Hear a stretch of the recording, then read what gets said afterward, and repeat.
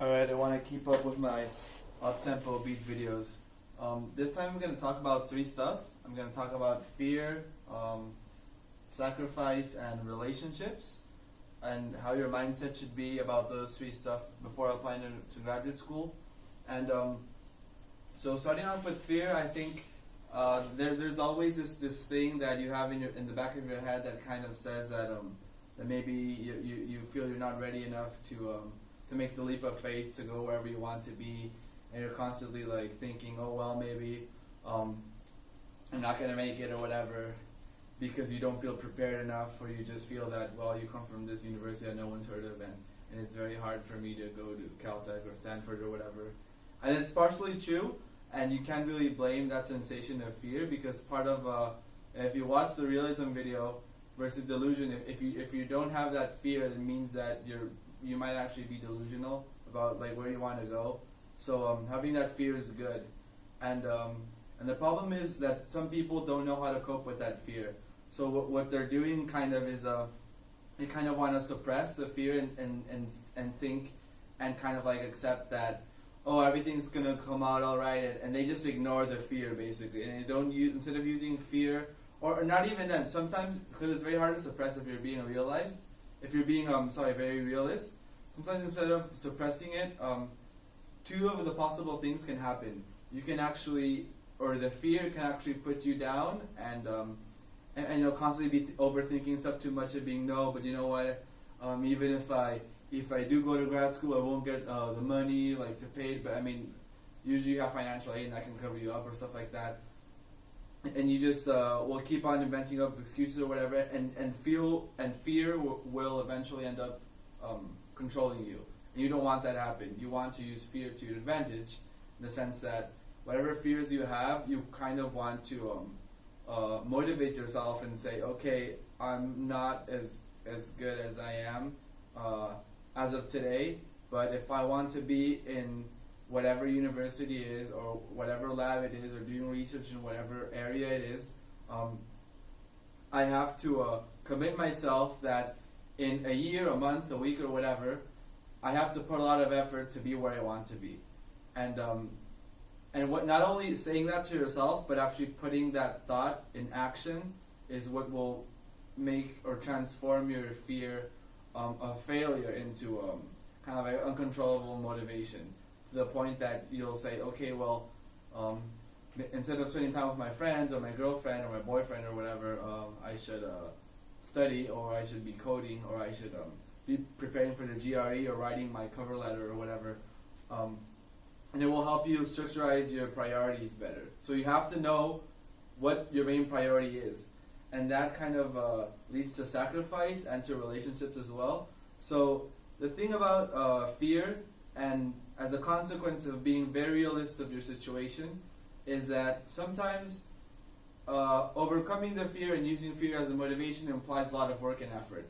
And doing a lot of work and effort at the same time implies sacrificing things that you like to do.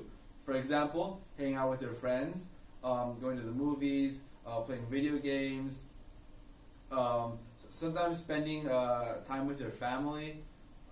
That's happened to me. I've kind of like not messed things up, but I mean, I wish I could have spent more time with my family as I should have, or with my friends as well.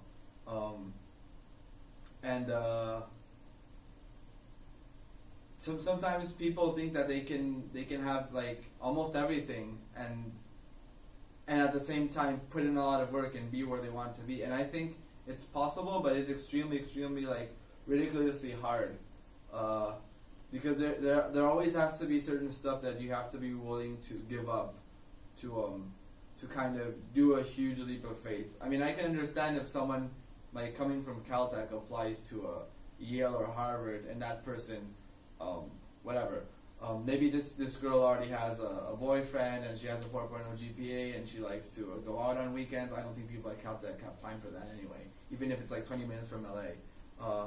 And she also, whatever, is the captain of the swimming club or something like that. And okay, I mean, most of the people that I've met here are actually like very like multidisciplinary and talented in many aspects of life. So it's understandable, and those type of people do exist. But the thing is that they don't have the burden of coming from a university that no one in the world knows. Everyone knows Caltech, so if it's like if they're from Caltech and then applying to Harvard, it's like okay, so now not only are they smart and whatever, like when people review their application, are they smart, but they've done research in this and this and that, 2 publications maybe, and they're a captain of whatever, the soccer team or something like that. I have no idea.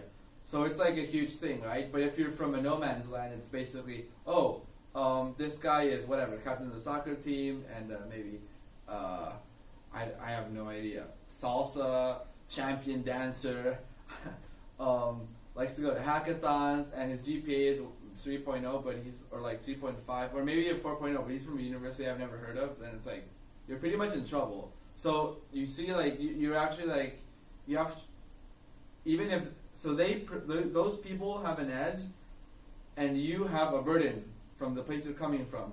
Even if you're all that good, it's in some random place and city that no one has heard of. So it's not until you kind of internationalize yourself and say, besides doing the activities that you do, you can actually compete at a world-class level, which is why internships are important, and which is why publishing is important, because that's how you prove it. You don't really stand a chance against these other people. So, and the other thing is sometimes people aren't willing to sacrifice certain stuff because when you sacrifice something, you're giving up a habit or an activity that you enjoy, however, or that you need to do. However, you don't know if at the end you're going to get the reward that you're expecting, right? So, it's happened to me, and it most likely will happen to you or other people. Sacrificing, going out on weekends, let's say for a period of like half a year or maybe a year or a month. I mean, it depends on like where you want to end up in. So when you do these sacrifices, it's like, okay, what's going through your mind? Okay, let's go through it. You're 20, you're young, you want to have fun, you want to drink, have wild parties and adventures with your friends, meet new people. But at the same time, it's like, okay, but you're in some random city that no one's heard of. In my case, like Lima, and like, no one really knows about my university, in the middle of Peru. So, I mean, imagine if there's like a kid from university, like, if you're from, I don't know, a university that say no one's heard of in, New Zealand is like middle, I don't think New Zealand's a developing country. I think it's pretty much like developed, or, yeah, it is pretty much developed, but like, I don't know, maybe a university in Ghana, in some random place in, or maybe like in Eastern Europe that like no one's really heard of. And they just assume that, you can't really compete at any possible level, then you have to kind of create an edge in another sense. So sacrifices are important, and you have to know, and you have to be willing to do them, and knowing that in the end you might not get what you want. But that also should serve you as an extra motivation, in the sense that you know that you're putting all your effort and you're giving up a lot of stuff and time to achieve your goal, right? So I think this happens in almost any domain of life.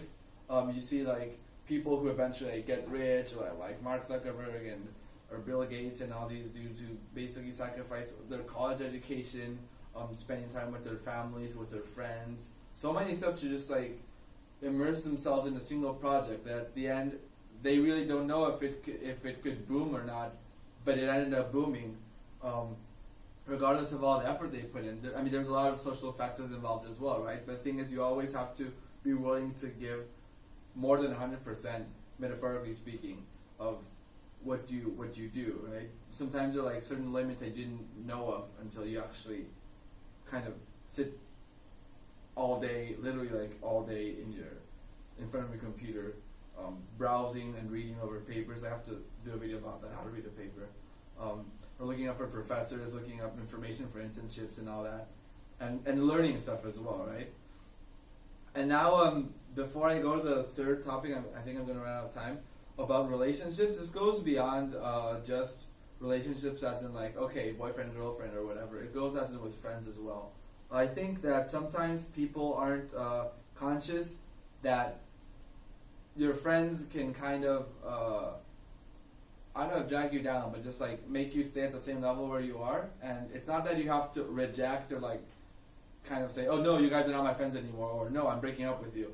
It's a fact that you have to kind of realize the fact that you have to invest more time in yourself to get to the place where you want to be. And if your friends, not that they don't support you, but I mean maybe they have a different mindset or their goals are different, and they're not, they don't want to be as high as you are, then that might be a problem, right? Because say it's a Saturday night and you've spent maybe like a couple of hours drinking with them or something, or having fun, but they want to go to like 5 a.m., right? Because they don't have anything to do on Sunday. Then you could get affected if you don't know how to say, hey, you know what, I have to go back home, I have to finish whatever, running this code or for a project or something like that. And at the same time, you can't really offend them, so you have to know how to manage that situation. And there will always be friends who are going to get pissed about like you taking those decisions and being like, oh, hey, but you're not my friend anymore because you're not hanging out with me or something. But I think that's very mature. If they're really your friends, they'd understand, and that's pretty cool. So most of my friends, if not all, were like very supportive in my case when I kind of like bail out in the middle of the night and say, okay, I have to go back home and do whatever, to do my thing in front of my computer, just like before the party was going on or something. And because I might have been like just a huge nerd as well, and I enjoy being a nerd. And so that's one thing, as in like friendship wise and relationships. And then couple wise, I think what I've noticed, not that I'm an expert, is that when you have, based on personal and like friend experiences, like from friends, when you have like the other person whose goals are not at the same level as like yours, then that's like where maybe your boyfriend, girlfriend can kind of just like stop you from achieving what you want. So I want to make just a very like crude or general example. Just because you want to get a PhD in, I don't know, electrical engineering, doesn't mean that your girlfriend has to get or like want to have a PhD in the same thing. No.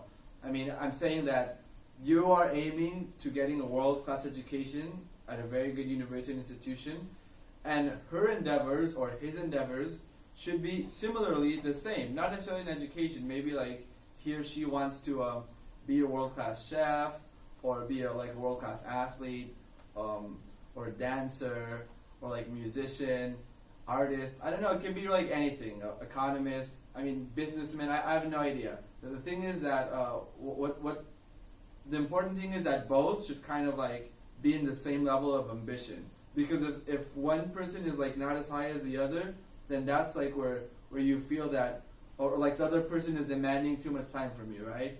I remember seeing a girl and like before I applied to grad school, and she just like enjoys spending almost all like my entire Saturday just with me, and that was just like too much.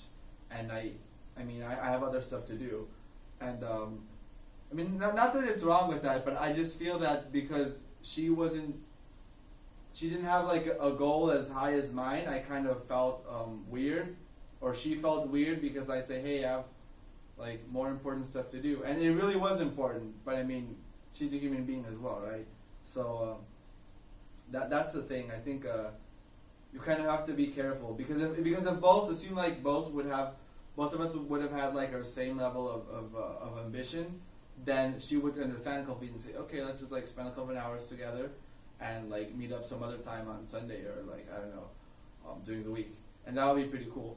But no, she wanted like an entire Saturday, and that just like sometimes doing like all my Saturday if I had something planned to do. I mean, not that I didn't enjoy and spend time with her, because I did, but you guys overall get the idea. So I think that it's a very important thing to have in mind, because I've also seen friends who went through this, right? And they have like their own ideas, and they're like, okay, I want to achieve this and that, but their girlfriend or their boyfriend is just like is in another level, in the sense that they just don't. They're still figuring out what they want to do in their lives and all that, or they're still like just like want to watch Jersey Shore. Or I mean, I have no idea, but you guys get the point. So I don't know. Just write me about any questions or comments about those three things that I just talked about: fear, sacrifice, and relationships, and how you guys should handle that before applying to grad school. All right, see you. Take care.